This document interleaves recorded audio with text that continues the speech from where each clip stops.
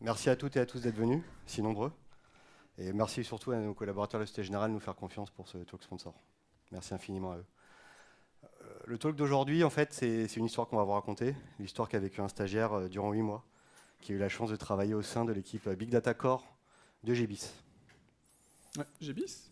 C'est quoi GBIS? GBIS, en fait, c'est la banque d'affaires de la Société Générale, donc essentiellement le B2B, avec un doigt, digital bien sûr, de B2C avec la banque privée. Ok. Donc, Donc on parle de quoi là? donc on va commencer par quelques mondanités d'usage vis-à-vis de notre employeur et vis-à-vis de vous. Et puis on va voir en fait le big data, comment il s'applique aujourd'hui dans le monde réel et comment il va s'appliquer demain. Et puis on va repartir à la base de l'informatique, donc d'un ordinateur, et faire tout le cheminement pour arriver à comprendre les architectures et les infrastructures qui ont permis de mettre en place le big data. On va ensuite vous donner un exemple très concret d'amis qui cherchent la meilleure bière autour de chez eux sur Paris. Comment ils vous arrivent grâce au big data à résoudre cette équation. On va ensuite un petit peu creuser et balayer toutes les technologies. Et enfin, on va coder, on va coder ensemble l'expérience de nos 4 amis qui vont chercher ces bières sur Paris, mais également dans l'espace. Donc, est-ce qu'il y a des gens parmi vous qui codent déjà sur Hadoop, sur Spark ou sur toutes ces technos? Ok, donc vous n'allez rien apprendre, si ce n'est peut-être comment présenter le big data autrement et comment l'expliquer aux gens qui ne connaissent pas. À tous les autres, développeurs javaïstes, .NET, Python et que sais-je, et non initiés, vous allez apprendre des choses. Enfin, en tout cas, on espère. Donc commençons par quelques mondanités d'usage. Donc notre employeur, Société Générale, on recrute énormément de profils, du développeur junior jusqu'à l'architecte senior. On a en permanence des offres d'emploi. On a des super missions à pourvoir, donc n'hésitez pas à postuler et à venir nous voir sur le stand, et on vous en dira quelques mots. Mathias, est-ce que tu peux nous expliquer un petit peu ce qu'on fait chez GB justement sur le big data? Alors oui, bien sûr. Alors donc dans la banque d'investissement, il y a une transformation digitale qui s'opère. Oui, transformation numérique, pardon. Et dans cette transformation, donc le business qui veut exposer plus ses interfaces web aux clients directement, ce genre de choses, il y a plusieurs technologies qui ont été développées, des stacks techniques, dont une qui est le big data. Donc on construit un data lake, donc une plateforme big data commune où on va pouvoir agréger plusieurs sources de données, les combiner, fouiller dedans, parcours client, ce genre de choses. Et donc voilà, on a une 35 projets actifs, donc ça fait pas mal de projets en prod, quelques-uns, voilà, 15. Beaucoup de choses, beaucoup de boulot, et il y a à peu près 100 serveurs, donc 40-60 sur 2 sites, avec 3,3 pétabytes de disques bruts, donc divisé par 3 pour avoir la charge utile, moyennant quelques aléas de compression, etc. Donc voilà, c'est ce qu'on construit. Intéressant. Bon, je pense que c'est pas une révolution de dire qu'on fait de l'open source. Tout le monde en fait maintenant pratiquement dans ces entreprises. Donc nous, on en fait depuis des années. C'est pas très intéressant. Ce qui est intéressant, c'est que on essaie de promouvoir au maximum la contribution à l'open source. Et ce qui est encore plus intéressant, c'est que on essaie d'open sourcer des choses qu'on fait. Donc développeurs qui sont dans le monde de l'open source, sachez que c'est plus un tabou chez nous, voire que c'est quelque chose qui est extrêmement promu et mis en avant. Ok, donc du coup, tous les bugs qu'on trouve sur Hadoop, on va pouvoir les patcher et contribuer. Est-ce qu'on l'a déjà fait, Mathias, en fait? Je te retourne la question. Ouais, ça commence. On patch en interne, mais effectivement, la contribution, ça commence à venir. Et puis je vous passe l'historique du petit plugin Sonar pour gérer .NET ou de la contribution à NG Bootstrap ou à ce genre de choses. On a des contributeurs d'open source. Et on en est fiers. Oui, pardon, on a oublié de se présenter, excusez-nous. Mathias, t'es qui au fait? Oui, alors Mathias Kluba, donc moi je suis architecte technique, je m'occupe de tout ce qui est technologie de stockage, data, big data, NoSQL, etc. Et donc je construis cette plateforme big data avec une équipe super motivée. Et donc moi je m'appelle Alexis Lavny et je suis jusqu'à la fin du mois stagiaire dans l'équipe Big Data depuis 8 mois. Et j'ai appris pas mal de choses intéressantes. Donc on commence par le commencement. Mathias, je suis désolé, je rejoins ton équipe. Je connais le Big Data, je sais que c'est des grosses bases de données, mais ça suffit pas. Donc pour pas avoir l'air con, j'ai regardé un petit peu ce week-end, alors pas sur Google parce que c'est plus à la mode, mais plutôt sur les réseaux sociaux. J'ai regardé un peu ce qu'il en était, donc voilà ce que j'ai trouvé. C'est effectivement une définition assez courante du big data. Bon, c'était à peu près moi ma vision que j'avais hein, de la relation homme-femme quand j'avais 17 ans. Donc ça correspond, j'en suis à peu près là. Donc du coup, il va falloir que tu m'expliques très concrètement, aujourd'hui dans la vie de tous les jours, comment ça s'applique. Vas-y. Alors, il y a qui en fait, comment ils en font. Alors, peut-être que vous avez entendu parler de la NSA, de la surveillance, etc. Effectivement, on collecte beaucoup de données pour prédire le futur, voir la police de New York qui essaie de prédire où est-ce qu'on va positionner nos forces de police en fonction de différents critères. C'est aussi grâce au big data que vous êtes spammé de pubs dans le marketing pour essayer de comprendre qu'est-ce que vous allez acheter, qu'est-ce que vous avez envie, profiler construire votre profil. Mais le big data est aussi présent dans beaucoup de domaines. Là, c'est les deux domaines dont on parle assez souvent, mais je prends d'autres exemples. Dans l'aéronautique, on va faire du big data pour prendre tous les capteurs, il y en a vraiment beaucoup, qui génèrent beaucoup de données au niveau des avions, essayer de consommer moins de carburant. Donc bien sûr, c'est pour des raisons économiques, mais bon, derrière, si ça réduit le CO2, c'est pas mal. Et aussi dans tout ce qui est médical, génétique, il y a énormément de gènes qu'il va falloir croiser, comparer les uns aux autres, donc c'est du big data. Et puis le mot à la mode ces derniers temps, c'est IA, machine learning, tout ça. Là, j'ai vu le film, ouais. Ouais. Bah, effectivement, quand on voit par exemple la reconnaissance d'images, on parle beaucoup des voitures autonomes qui arrivent à détecter un piéton, une voiture, ce genre de choses. C'est un petit peu aussi grâce au big data, parce que le machine learning apprend de sources de données, de banques d'images que des gens sont amusés à classer en disant ceci est une personne, ceci est une voiture. Et grâce à cet apprentissage, grâce à cette masse de données, on arrive à avoir des algorithmes plutôt prédictifs. D'accord, ok. Donc bon, je vois que le big data, ça sert à peu près dans tout et que ça va un peu changer notre quotidien. Très bien. Donc maintenant, comment ça marche? Explique-moi parce que... Alors, pour expliquer le big data, moi, je vais commencer par la base, quoi. Déjà, un ordinateur, commençons par ça. Très simple, très basique. On a nos données qui sont stockées sur un disque dur. Alors voilà, j'ai mis un disque magnétique. Et puis, elles montent jusqu'au processeur qui, lui, va vraiment travailler la donnée, faire les calculs. Et puis, voilà, entre le disque dur magnétique et le CPU, il y a quand même une différence à la fois de taille mémoire et de débit. Donc on voit par exemple là, pour remonter les données du disque dur jusqu'à la RAM, ça peut prendre un certain temps parce qu'il y a beaucoup de données en bas. Mais une fois qu'elle est en RAM, ça va beaucoup plus vite vers le CPU, mais lui-même qui a un cache, etc. Donc tout est une question de traitement de la donnée et de faire circuler la donnée quelque part dans un pipeline. Voilà. Bon, ok. Bon, jusque-là, je te suis. Rien Continue. compris, ça, j'en suis sûr.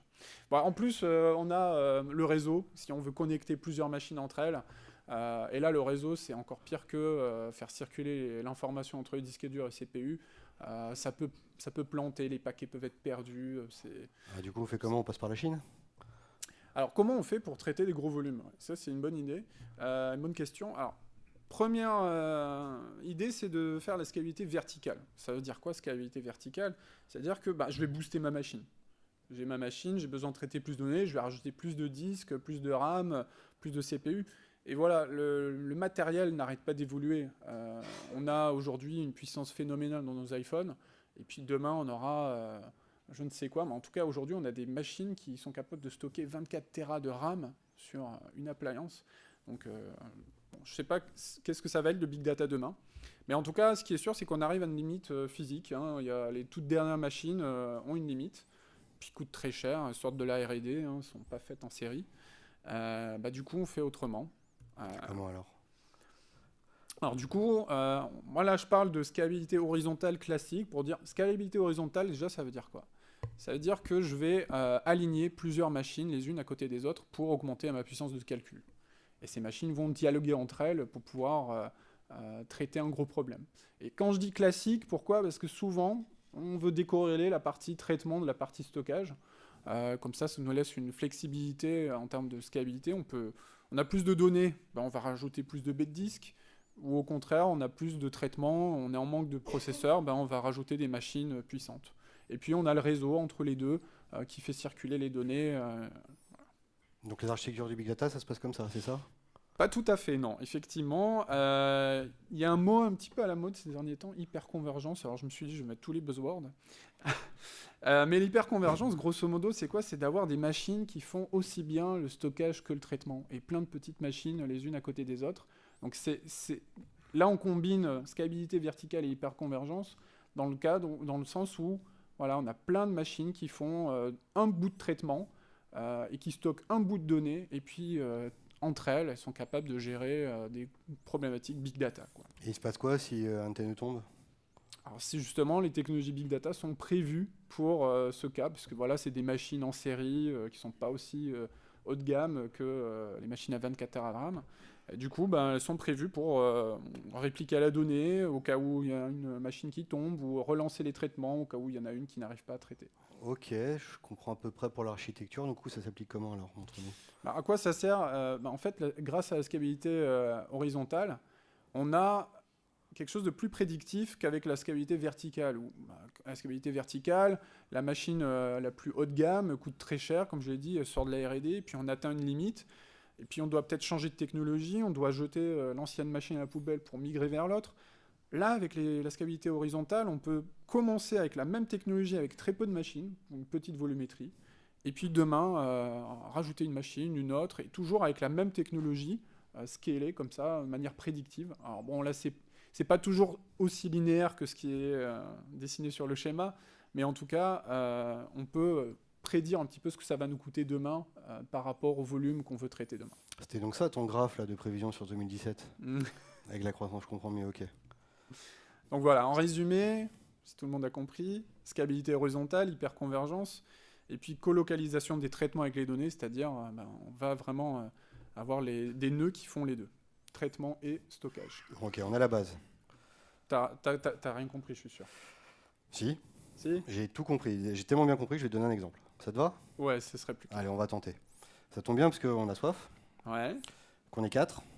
Je te propose de... Et je sais qu'il y a des API qui existent maintenant, des Open API partout. On a fait plein d'hackathons, donc on va chercher une API qui nous donne les meilleures bières, enfin les bières par bar, et on va essayer de se chercher ça. Ça te va comme problème ou pas? Ah, ouais, mais enfin, oui, ok. Mais c'est quoi le rapport avec le big data, hein? Bah, c'est un big problème. Il y a plein de bars. On est à Paris. Donc trouver parmi eux les bars qui ont les meilleures bières, etc., c'est pas donné. Ça te va comme ça? Ah, ok, je vois. Bah, effectivement, déjà, la première idée du big data, c'est découper un gros problème en plusieurs petits problèmes pour paralléliser. Donc là, l'idée, c'est que vous êtes 4, peut-être que vous pouvez vous découper les secteurs en 4 secteurs. J'ai compris, c'est bon. Ça va? Ok, cool. Alors qu'est-ce qu'on fait ensuite? Je vais essayer de te montrer que vraiment j'ai compris que c'est pas juste de la forme. Donc du coup, ce qu'on va faire, on va faire chaque bar, on va aller chercher les bières, les ramener à la maison, les goûter, les noter, puis après on va aller dans le bar suivant, et ainsi de suite. Hmm. C'est comme ça que fonctionne le big data, j'ai bien compris. Bah non. Et alors c'est marrant parce qu'effectivement, c'est comme ça que fonctionnent la plupart des applications que l'on code. On a souvent des API qui vont sans arrêt récupérer de la donnée, des bases de données, et faire circuler la donnée à travers le réseau pour les amener là où se fait le traitement. Donc c'est pas forcément la meilleure idée. Puis je pense qu'au bout de 3 bières, ils arriveront même plus à retrouver le chemin de la maison, non? Bon, en tout Puis, cas, moi j'ai une autre idée. On va le faire en mode plus big data. Explique-moi Mathias, s'il te plaît. Donc ce que fait Hadoop, par exemple, c'est plutôt que de ramener la donnée là où se trouvent les traitements, c'est-à-dire les traitements c'était symbolisé par la maison avec le petit calepin pour noter quelle est la meilleure bière. On va plutôt amener les traitements là où se trouve la donnée. Donc on va dire, chacun prend son calepin, chacun va dans le quartier, boire chaque bière, les goûter, les noter, et à la fin, à la maison, ils ne reviennent pas avec leur litre de bière. Enfin, il faut les évacuer, bien sûr. Mais ils reviennent avec Classe. le calepin. Avec le calepin et la notation. Et puis comme ça, ils confrontent leur notation pour savoir quelle est la meilleure bière de la ville. Et pourquoi on ne faisait pas ça avant avec les bases de données? Ouais, il faut qu'il quand même retrouve son chemin, effectivement. Ils sont équipés de GPS, haute technologie. Mais en tout cas, voilà, c'est le Et principe. digitaux, hein, surtout. C'est comme ça que fonctionne typiquement le MapReduce. Je sais pas si... Bon, on va en reparler plus tard. Oula, putain, c'est quoi Ouais. ce... Ok, on verra après. Ouais. Bon, ok, on va dire que j'ai tout compris. Bon, faut bien faire ça un peu de temps en temps, donc on va avancer un peu. On va passer un petit peu au techno. Ok. On y va? Avec un exemple? Ouais, ce S'il te sera plaît. mieux, ouais. Allons-y. Donc avant de vous montrer un exemple de code, je vais parler déjà des technologies qu'on va utiliser. Ouais, s'il te plaît, ouais, parce que Si je te parle Spark, Jupyter, Python, Hadoop, tout ça, tu comprends? Bon, Non. il y a beaucoup de noms d'animaux. Non, tout ça, Python, je mais- connais, j'en ai fait à l'école, en même temps que du COBOL et du... Enfin bref, je connais, Ok. mais j'en ai jamais fait. Bon, allez, on va expliquer un peu. Donc la première technologie de Ah, base. attends, 2 secondes. MapReduce, je connais. Le réduceur, c'est comme dans le réduceur de Facebook, Hein? de React. What?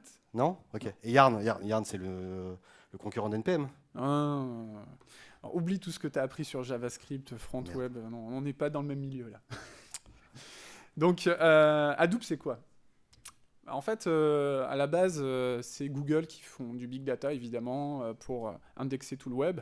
Et puis, ils ont publié leur papier sur la manière dont ils gèrent leur gros volume de données. Et puis, il y a un petit malin, Doug Cutting, qui s'est dit bah, pourquoi ce serait chasse gardée de Google? Moi, je vais reprendre leur papier et je vais réimplémenter ça en mode open source.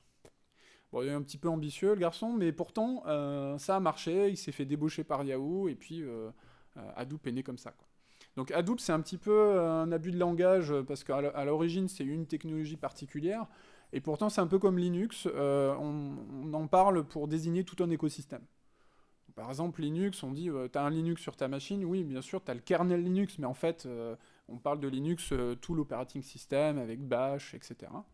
Bah là, c'est pareil, on parle d'Hadoop, mais en fait, ça englobe plein de technologies derrière.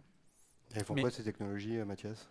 Alors, on va voir juste après les différents traitements, mais à la base de la base, Hadoop, c'est le file system distribué. Donc, c'est ce qui vous masque qu'il y a plein de petites machines avec des disques un peu partout. Je stocke des fichiers, c'est juste un file system. Et lui, il va recopier les données un peu partout pour avoir une copie. Il va les distribuer, il va découper en petits morceaux. Il masque ça. Il virtualise en fait le stockage. Et puis, il y a Hadoop Yarn. Yarn, ouais. Alors, bon, c'est vrai qu'à l'origine, il y avait MapReduce, mais on va dire que on va partir comme si Yarn existait déjà dès le début. Mais Yarn, lui, il vous virtualise la partie processing, la partie CPU. Donc, j'ai besoin de CPU de mémoire pour un traitement qui va bouffer 4 Tera de RAM et 24 cœurs. Bah, Yarn se débrouille pour trouver la ressource sur les bonnes machines et distribuer vos traitements sur ces machines. D'accord, ok, c'est l'air magique. Mais lui, il fait que gérer les ressources. D'ailleurs, son nom, c'est Yet Another Resource Negotiator. Celui qui fait vraiment le traitement, c'est soit l'algorithme MapReduce, c'est ce qu'on faisait avant, mais bon, c'est un peu old school, soit du Spark, qui est encore un autre framework qui permet de faire des traitements, mais on va voir comment ça marche après. Montre-nous ça. Bon, déjà, qui connaît Java ici? Ah, ouais. Bon, c'est bon, alors du coup, vous savez ce que c'est MapReduce. Si vous prenez Java 8, typiquement, avec les streams, vous pouvez, donc, de manière un peu fonctionnelle, dire ben, j'ai une liste de lignes. Dessus, je vais les mapper. Les mapper, ça veut dire quoi? Ça veut dire que pour un élément, je vais le convertir en un couple, enfin, le convertir en quelque chose. En général, un couple clé-valeur, c'est pour ça qu'on parlait de mapping. Donc là, typiquement, dans mon cas, je convertis un couple, le nom de la bière, virgule 1, voilà, comme ça. Et puis à la fin, je les affiche et puis ça me donne ça. Donc voilà, j'ai le nom de la bière, 1, nom de la bière, 1, et ainsi de suite. Ça, c'est à la phase de map. Et puis le reduce, c'est une fois qu'il y a un truc magique qui a regroupé toutes les valeurs d'une même clé. Donc là, par exemple, Guinness, il y a 1,1,1, etc. Ben, on va dire, maintenant, toutes ces clés, on va traiter en parallèle pour les réduire. Reduce. Donc là, ma fonction de réduction, c'est tout simplement une addition, V1 plus V2. Ce qui fait qu'à la fin, j'aurai tout simplement un word count, enfin un count, le nombre de C'est cœurs vraiment de bière. sympa de m'expliquer ça dans ma langue maternelle. Merci beaucoup. Donc voilà, ça c'est la version Java 8. Et puis si on veut traiter des données plus massivement, on peut aussi paralléliser le traitement. Voilà, avec Streams, on a parallèle. Du coup, il permet de traiter des données, mais sur une CPU, sur plusieurs corps, enfin plusieurs CPU d'une machine, plusieurs corps, mais sur une machine, limitée à une machine. Et si on a vraiment de gros traitements à faire, comment on fait pour distribuer sur plusieurs machines? C'est là qu'intervient Spark. Spark, vous voyez, le code, alors là c'est un exemple de code Python, mais c'est quasiment comme le Java.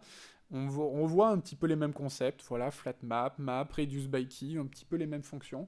Sauf que derrière, c'est lui qui se démerde pour découper le traitement en plusieurs tâches et les exécuter un peu partout sur les machines, les coordonner, dire je vais faire telle étape, puis quand celle-là elle est terminée, je vais passer à la suivante, etc. etc. Donc voilà, il gère tout ça pour vous.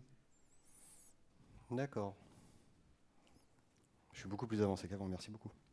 Et justement, alors, je me suis renseigné, donc j'ai beaucoup entendu parler du NoSQL, donc ça veut dire qu'on fait plus du tout de SQL en Big Data?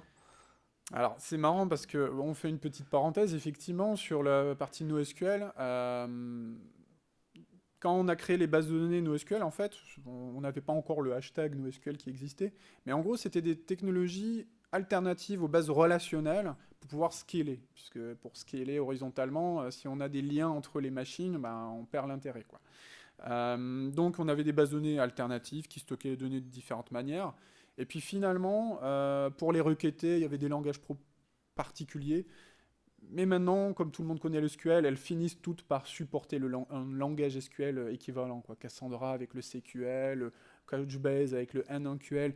Donc on fait toujours du SQL finalement dans le Big Data, mais différemment. Bah, c'est ce que j'ai vu, notre Data Owner, il passe son temps à faire des requêtes SQL, du coup, Oui. c'est qu'on fait toujours du SQL en fait sur le Big Data. Voilà, mais différemment, distribué. On va voir ça. Ouais, on va rentrer dans le concret maintenant. On a passé assez de temps à expliquer, maintenant il est temps d'agir. Donc on va faire la démo avec un cluster Big Data. Alors bon, j'ai pas pu ramener mon cluster Big Data, donc effets spéciaux, j'en ai plein. J'ai plein de nœuds. Une petite machine avec un petit SSD. Ça vaut combien un petit cluster comme ça là pour que tout le monde puisse faire ça chez lui? Ouais, c'est entre 300 et 400 euros pour 256 Go de SSD pour la data, 120 pour l'OS et 16 Go de RAM. Il y a 8 cœurs, je crois, en hyper-threadé, donc vous pouvez vous amuser. Et moi j'ai acheté mon t-shirt chez QWERTY. Tant qu'à faire de la pub. Allez, c'est parti Mathias, éclate-nous. Alors, hop là. Donc là, j'ai monté mon petit cluster, je l'ai démarré. On voit que il y a installé... Oups, vous voyez pas la même chose que moi. Ouh. Hop. L'effet démo. Tu es presque. Ouais, je crois qu'il faut que j'arrête de présenter là. Ouais, je suis bon en Big Data, je suis pas bon en PowerPoint et tout ça là. Hop. Ah voilà, c'est bon, ça s'affiche.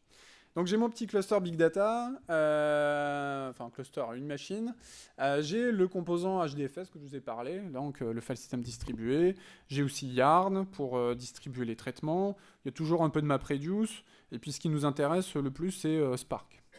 Alors je pourrais vous montrer du code Java, verbeux, tout ça dans IntelliJ, mais voilà, pour que ce soit plus rapide et plus interactif, moi je vais utiliser du Python et plus précisément Jupyter. Donc, Jupyter, c'est un notebook. Ça permet d'écrire, alors je vais vous montrer un exemple vraiment basique. Ça vous permet d'écrire du code et de voir tout de suite le résultat. Donc voilà, j'ai par exemple printé le Word, hop, je l'exécute, il m'affiche le Word. Puis l'étape suivante, 1 plus 1, donc il mémorise la variable. On peut écrire du Markdown, ça nous permet d'expliquer un petit peu ce qu'on fait. Donc c'est très bien pour les data scientists qui disent j'ai tel résultat, mais avec tel algo j'ai un meilleur. Voilà, j'ai bien ma variable, et puis je peux même exécuter des commandes SH, etc. Et puis même grapher des choses pour afficher des jolis petits graphes. Bon, là, c'est pas très beau, mais on va voir qu'il y a mieux. Donc ça, c'est pour la partie Python, Jupyter. Mais moi, ce qui m'intéresse, c'est de faire du PySpark, donc traiter sur de gros volumes de données. PySpark, d'accord. Voilà, c'est un connecteur Python pour Spark.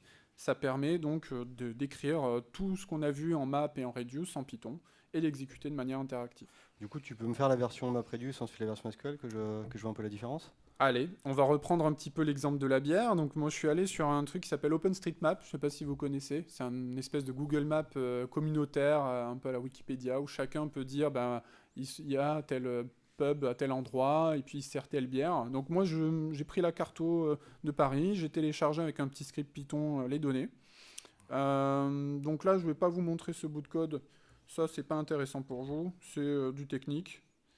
Mais à la fin, il m'affiche une URL de mon traitement Spark. Donc en fait, ce que j'ai fait, là, concrètement, c'est que je lui ai demandé de démarrer une session Spark. Donc Spark lui-même, il a négocié avec Yarn des ressources. Il a dit, écoute Yarn, j'ai besoin de tant de nœuds, tant de RAM, tant de CPU. C'est ce qu'il a eu. Et puis il a un nœud primaire, là, on appelle le driver, c'est un peu le master, et puis des slaves, donc là on appelle ça plutôt des exécuteurs. Donc le driver, c'est lui qui va exécuter votre main en quelque sorte, quels sont les traitements que je veux faire, et ensuite, pof, il va les envoyer aux exécuteurs qui vont traiter ça en parallèle. Donc là, j'ai simulé que j'avais 2 nœuds, mais imaginez d'avoir plein de machines, il va être suffisamment intelligent pour colocaliser les traitements là où se trouve la donnée. Et c'est lui qui gère justement, donc s'il y a un nœud qui tombe. Alors Yarn va lui dire, au fait, ton nœud est tombé, je vais le redémarrer, il gère ça tout seul. Donc là, dans mon exemple, hop, je le relance. Je lui dis, SQL contexte, lis-moi ce fichier JSON, et puis affiche-moi le schéma. Donc ce qu'il a fait, c'est qu'il a lu 1 ou 2 lignes ou 10 lignes de JSON, et il a essayé d'en déduire le schéma, ce qui est plutôt pratique quand on ne sait pas ce qu'on a dans la donnée. Donc là, on voit, il y a des positions géographiques, on a le name, c'est le nom du bar, et puis beer, c'est toutes les bières qu'il y a dedans. Puis on voit que c'est une structure, enfin c'est une liste. Tu as oublié de nous dire l'essentiel, la donnée, elle est fiable? Alors c'est sûr que le big data, il va vous dire que ce que vos données, enfin comment dire, la sortie des traitements dépend entièrement des données en input. Donc là, on a pas mal de gens qui ont contribué, mais c'est pas forcément exhaustif et ça va pas forcément nous dire la réalité. Donc il faut faire toujours attention aux données qu'on manipule, les confronter à d'autres sources de données. C'est aussi ça le big data. Très bien. Donc là, on a notre fichier JSON. Là, je vous affiche l'exemple avec les différentes données. Et puis, ce que je vais faire, donc c'est la première partie, la partie map. Hop. Donc, je lui dis flat map. Flat map, pourquoi? Parce que en fait, beers, c'est une liste. Moi, je veux pas une liste de listes. Hein. Je veux une liste à plat. Donc, je vais prendre toutes les bières, les mettre à plat. Ensuite, je fais un peu de traitement de la donnée parce que finalement, la donnée n'est jamais propre. Il y a toujours un peu de nettoyage à faire. Là, typiquement, je corrige des problèmes d'Unicode. Et puis, je fais ma partie map. Et puis, comme tout à l'heure, je dis pour la clé, le nom de la bière, je lui associe la valeur 1. J'aurai des tuples de bière 1, etc. Et donc, ça s'affiche pas. Parce que... Aïe, aïe, aïe. Du coup, un peu de suspense. Serez-vous capable de deviner quelle est la bière la plus populaire sur OpenStreetMap? Alors, un lot à gagner. Écoute. Qui veut essayer? Qui veut se lancer? Personne? Guinness? Lef? Bon, alors là, c'est vraiment pas de bol, parce que j'avais pété bah, je la X connais, fois. cette librairie JavaScript, et j'ai rien vu.js. Ouais, le JavaScript, ça marche jamais. Bon. Bref, donc normalement, ça vous affiche la liste de couples clés-valeurs. Donc, par exemple, Guinness 1, Guinness 1, Lef 1, Lef 1, etc. Et puis, après, je vais faire la partie reducer. Donc, reducer, je dis maintenant, pour chaque clé, tu vas m'associer toutes les valeurs. Donc, je vais avoir pour... toutes les clés qui sont Guinness, je vais associer leur valeur 1, donc 1 plus 1 plus 1 plus 1. Donc en fait, c'est un count, tout simplement. Je vais essayer de compter le nombre d'occurrences d'une bière dans tous les pubs. Alors qu'est-ce qui se passe derrière? Là, je viens de lancer plusieurs traitements. Si je reviens à mon code Spark, je vois qu'il a lancé plusieurs jobs. Donc si je regarde par exemple celui-là, voilà. Celui-là, c'était mon mapper. Et puis, il me dit, bon, voilà, j'ai eu une étape à faire, alors, bien sûr parallélisée sur plusieurs machines, etc. Mais grosso modo, je vais prendre les données, je vais les mapper sur... bon, là, il a eu besoin que d'une seule tâche et qu'un seul exécuteur, parce qu'il n'y avait pas beaucoup de données. Mais il vous fait ça tout seul. Et puis, si je regarde le dernier traitement que j'ai fait avec le MapReduce, ben voilà, on voit que lui, il a décidé de découper ça en 2 étapes. Parce qu'effectivement, on a besoin de regrouper toutes les clés sur une même machine pour faire la partie reduce. Donc il ségrègue bien. Il y a des nœuds qui vont faire la partie map, il y a des nœuds qui vont faire la partie reduce, et les données vont échanger sur le réseau pour arriver au bon nœud. Donc voilà, Spark, il vous fait ça. Il vous paralyse les traitements comme il veut. Vous n'allez pas vous en occuper. Si vous avez vu le code, c'est quand même assez basique. Voilà, je fais du map et je fais du reduce, tout simplement.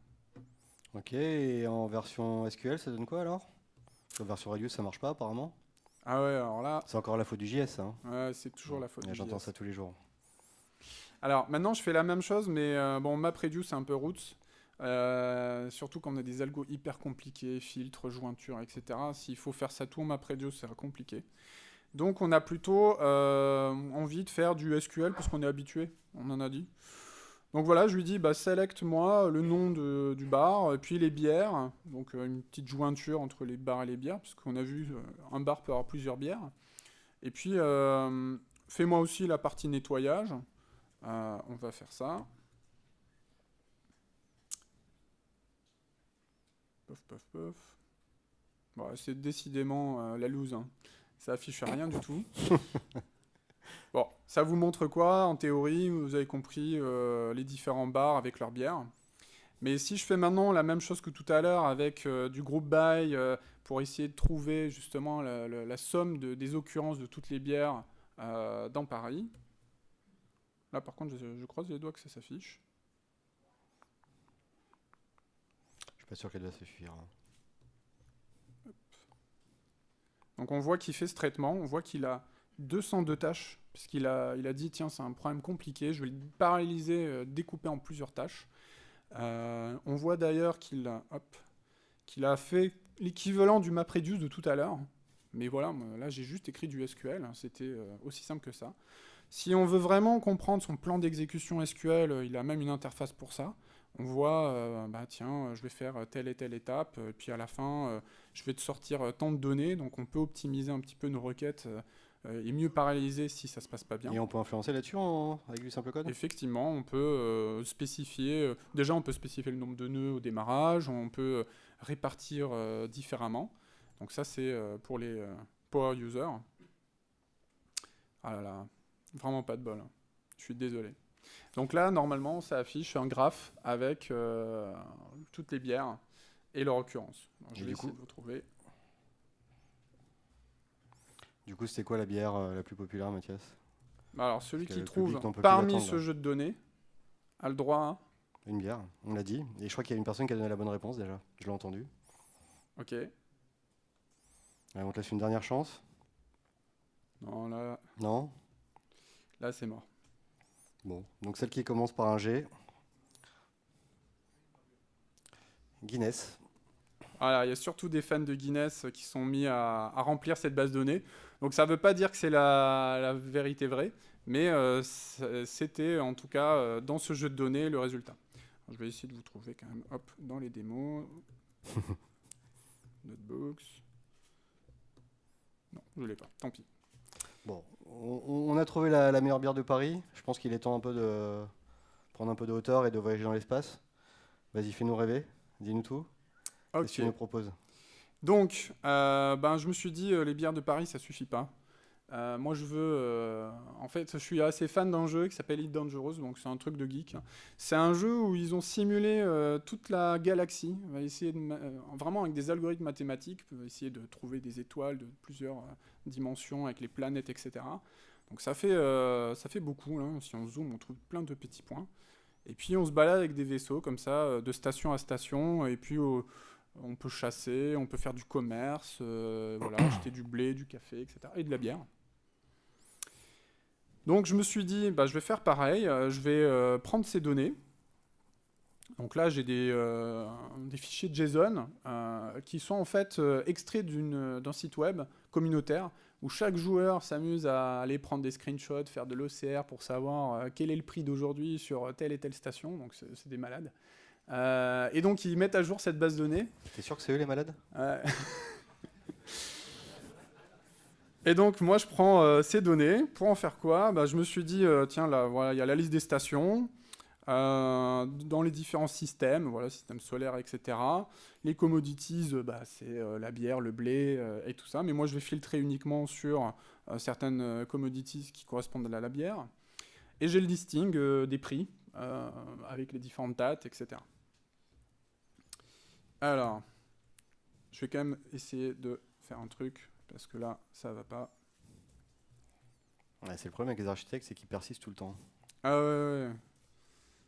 Là, ça va pas du tout. Tant pis, quitte à perdre du temps.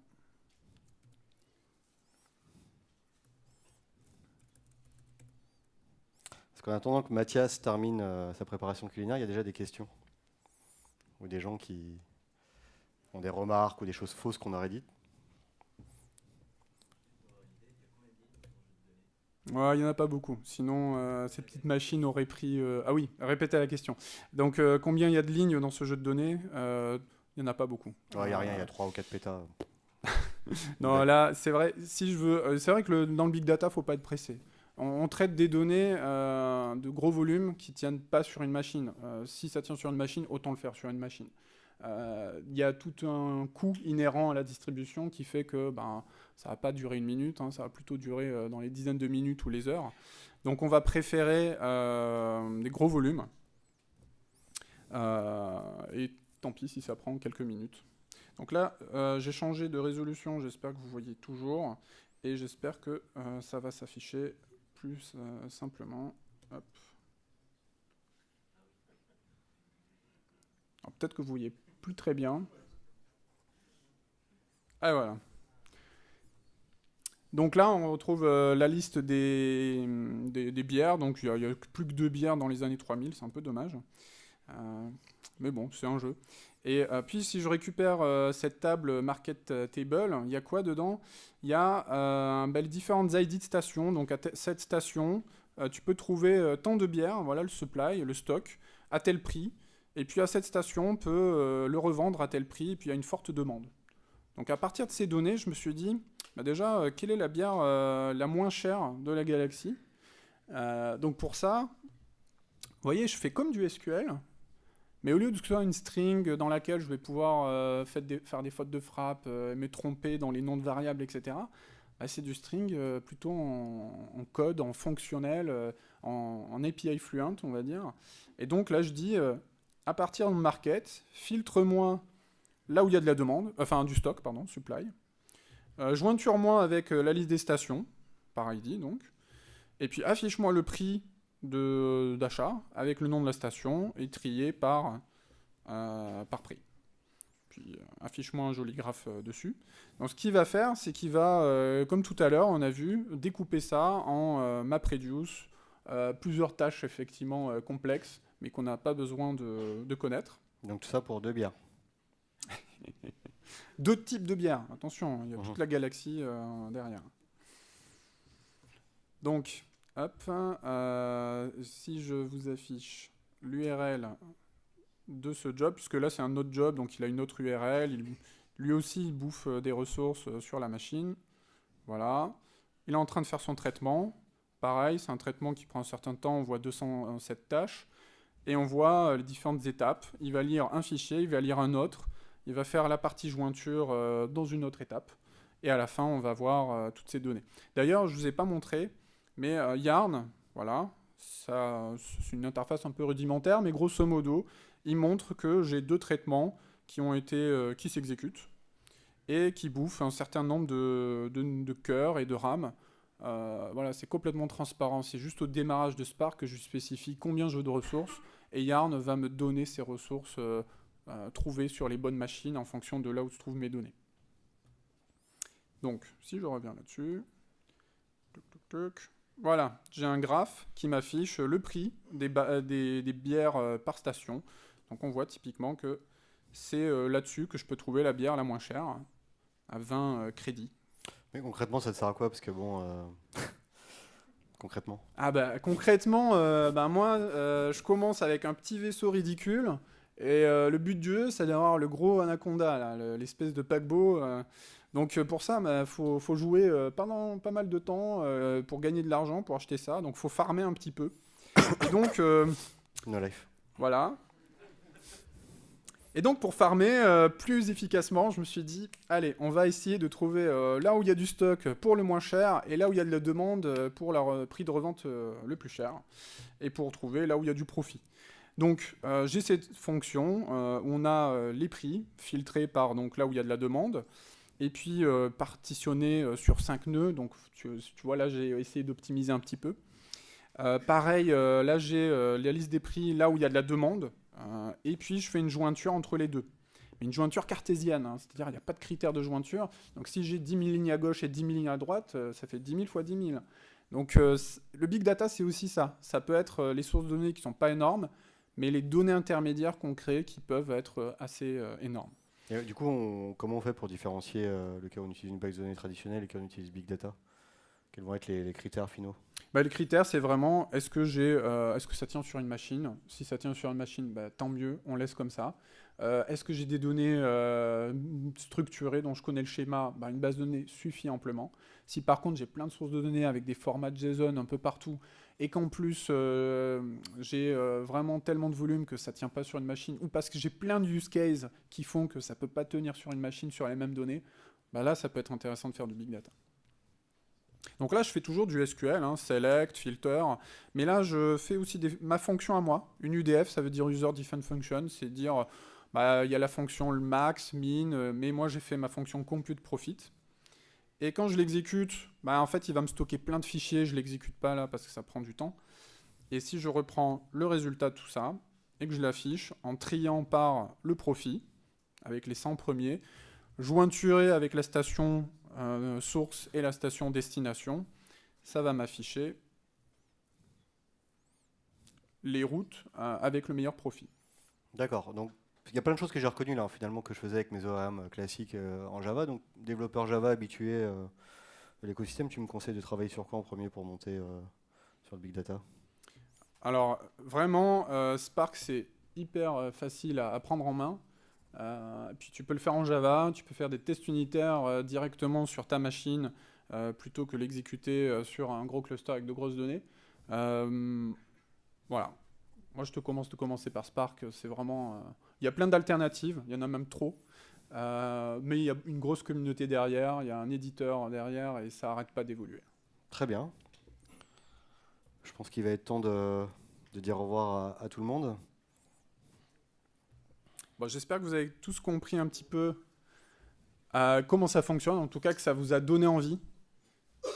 Si vous savez maintenant, si vous voyez un petit peu l'intérêt de Spark et du Big Data, de comment ça fonctionne, n'hésitez pas à venir nous voir au stand, poser des questions. Et puis là, je laisse quelques liens pour trouver des sources de données publiques pour vous amuser et des exemples d'exercices sur Spark. Merci. Encore une fois, merci à toutes et à tous.